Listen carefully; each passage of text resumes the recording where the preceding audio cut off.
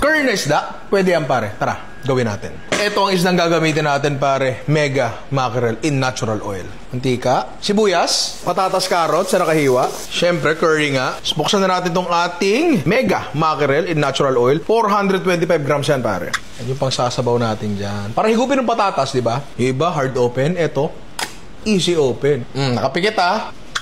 Oh! Tapos, hintayin na lang natin lumambot yung patatas at carrots, tapos pwede natin tapusin yan. Mabilis lang yan, pare. Nakapikit ka pa rin. Easy nga eh.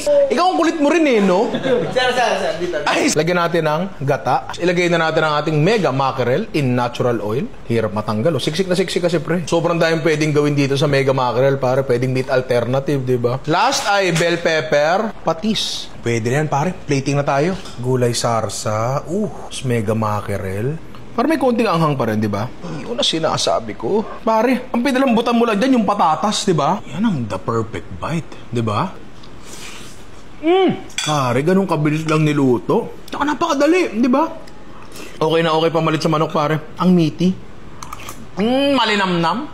Malaman. Maraming way para iulam. Try nyo to, pare. Ang dali. Sarap.